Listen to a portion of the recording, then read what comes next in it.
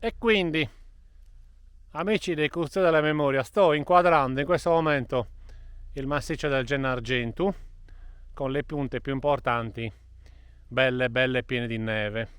Ci troviamo nei territori di Fonni e non ci troviamo molto distanti. Ve lo ricordate il post che vi era piaciuto molto dei menhir di Orrui?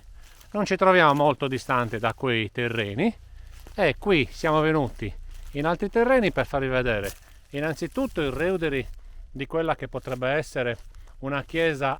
Vediamo un po', mi avvicino leggermente così almeno vi potete fare un'idea. Ok, guardate un po'. Ok, ma quello che probabilmente vi piacerà di più è il fatto che qui ci sono delle Domus de Janas.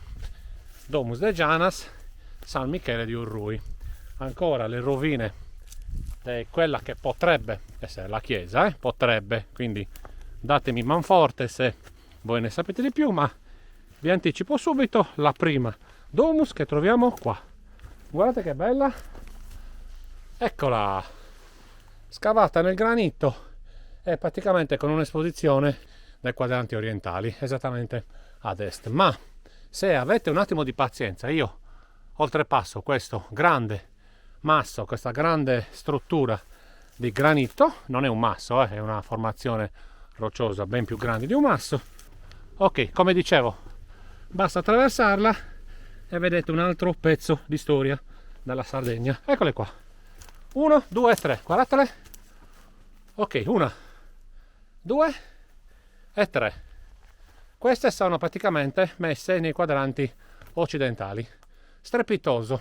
Mi ha ricordato molto come dimensione un post, un luogo che abbiamo visitato e divulgato da poco, esattamente l'altare di Dolianova. E come dimensioni ci siamo, Dicevamo che molto probabilmente non potevano essere domus perché erano vicine, ma comunque guardate un po' come sono vicine queste. Praticamente sono separate da circa neanche un metro di...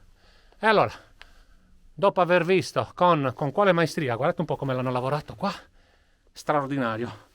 Molto probabilmente c'è anche un portello, Questo potrebbe essere un portello originale e questo potrebbe essere un altro, metà perlomeno, metà dell'altro portello.